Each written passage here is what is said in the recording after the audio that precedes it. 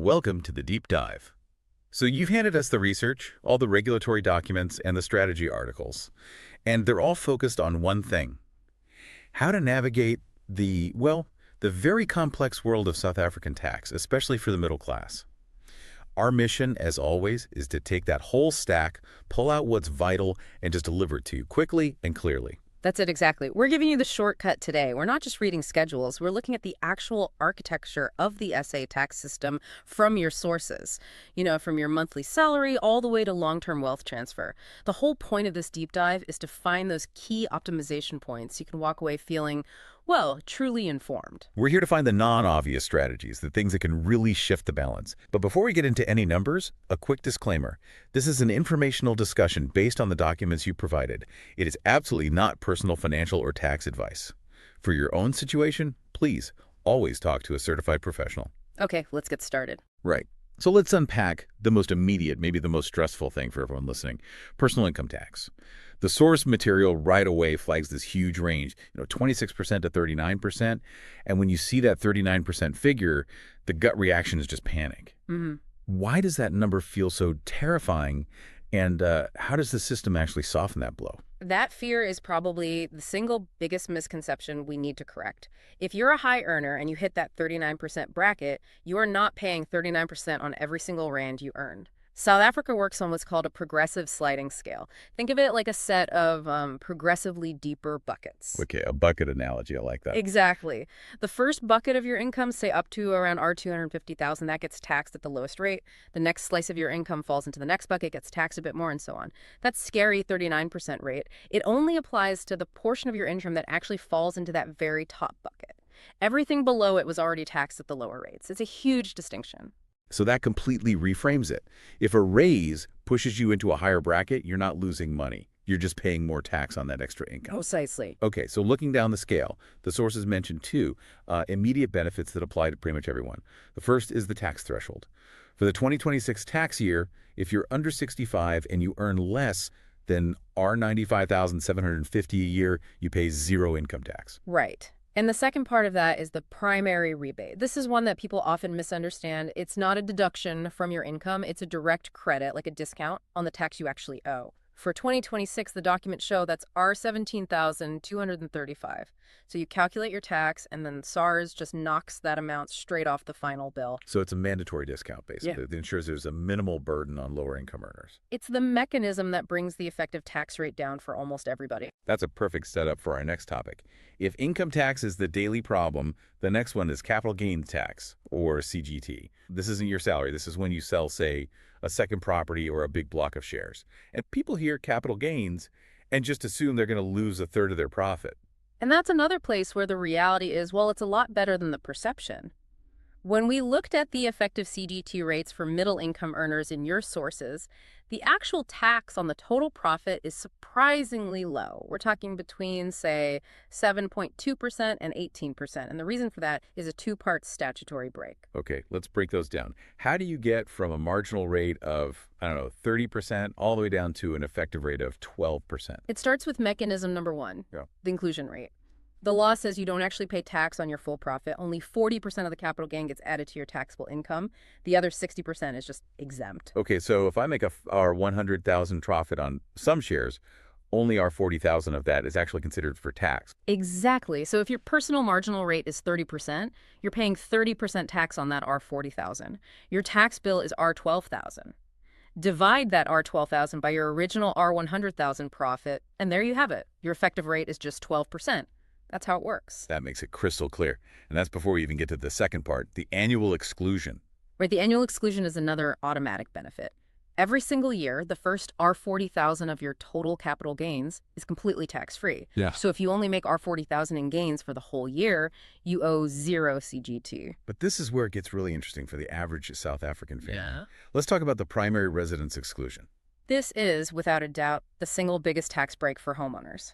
If you sell the main house that you actually live in, the first R2 million of profit, the capital gain, is generally exempt from CGT.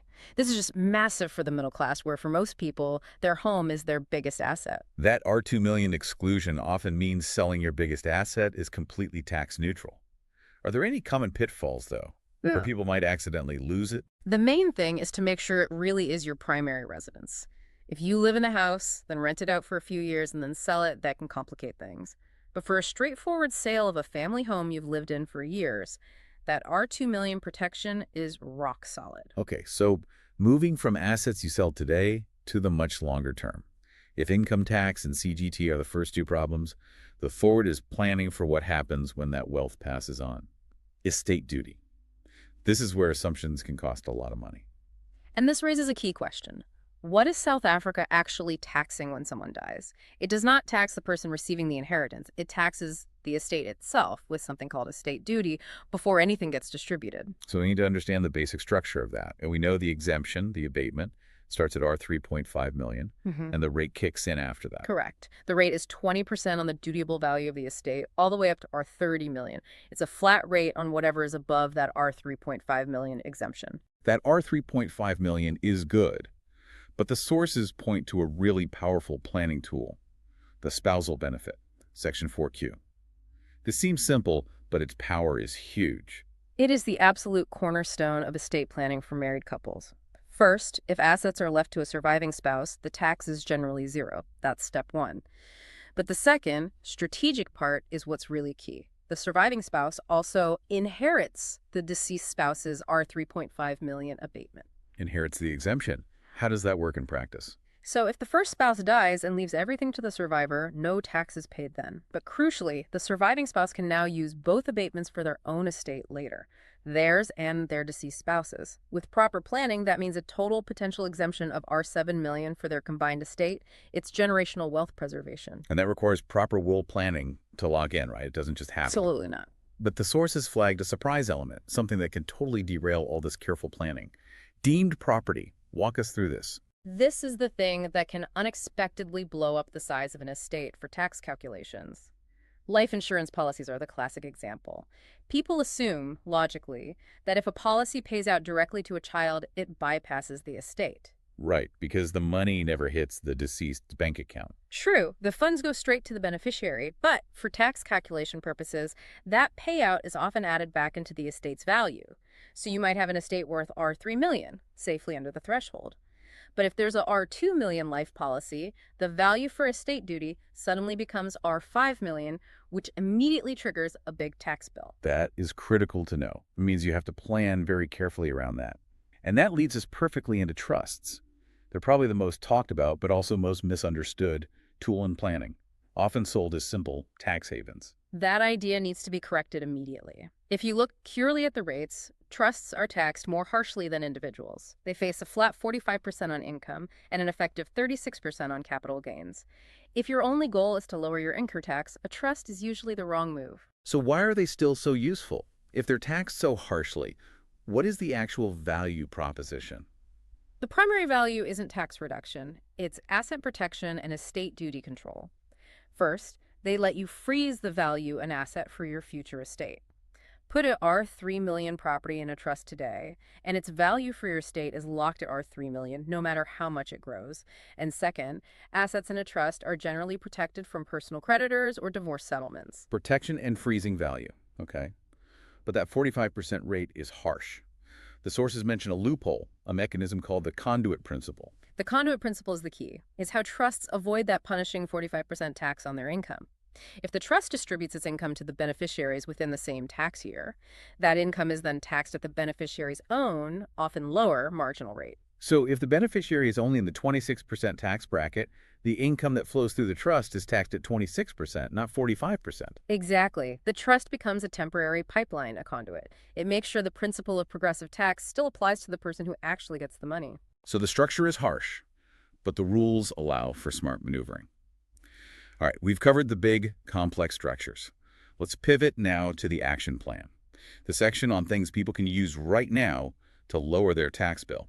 This is where we focus on the guaranteed returns, which come in the form of tax savings. If you have limited extra cash, you need to know which tool gives you the biggest immediate bang for your buck. Let's start with what the sources say is the most effective tool for lowering your monthly PAYE. Retirement annuities or RAs? RAs are so powerful because the relief is instant. Your contributions are tax deductible, up to 27.5% of your taxable income with an annual cap of R350,000. It's the best way to lower your tax today. You tell your payroll to contribute, your taxable income is immediately reduced, and you see the savings on your payslip that very month. So it's a guaranteed return equal to your marginal tax rate before the investment even makes a cent. Right, and that's money in your pocket. Now, tool number 2 is the tax-free savings account, the TFSA. This works completely differently. Right? The magic here is on the back end. You contribute money that's already been taxed. But the benefit is that all the growth inside that account, interest, dividends, capital gains, it's all 100% tax-free forever. It's pure untaxed compounding. The limit is R36,000 a year with a R500,000 lifetime cap. It is an absolute powerhouse for long-term growth. So if you're listening and you only have, say, an extra R5,000 this month, how do you prioritize between the two? If your immediate goal is cash flow, reducing your tax bill today, the RA is usually the first priority because you get that instant deduction. The TFSA is the better option once you've maxed out your RA, or if you're just looking for long-term, accessible, tax-free growth. They complement each other perfectly. RA for today, TFSA for decades from now. That's a great breakdown. And let's not forget two smaller, but still essential ones. First, the medical scheme fees tax credits. This is a fixed monthly credit, not a deduction. It's a direct discount on your tax bill just for being on a medical aid.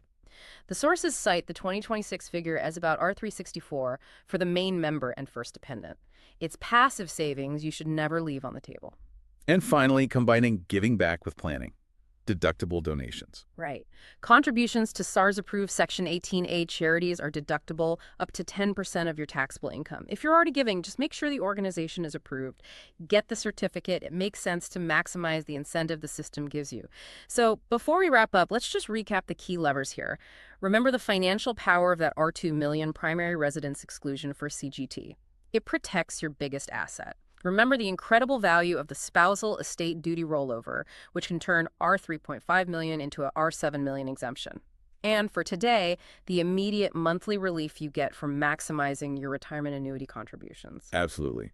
The system is really designed to reward that long-term planning. So what stands out to you, our listener, is that inherent trade-off in the system. And that leads to a final thought for you to, chew on. Especially about trusts. We know they face that steep 45% income tax rate, and the conduit principle helps. But their primary benefit really isn't the tax loophole. It's the ironclad protection from creditors and the ability to freeze asset value. You have to consider whether that long-term security, that protection, outweighs the cost of giving up personal control and liquidity over those assets today. That is the fundamental choice. That is the ultimate trade-off. And understanding these mechanisms we've pulled from your source material makes all the difference. Thank you for diving deep with us.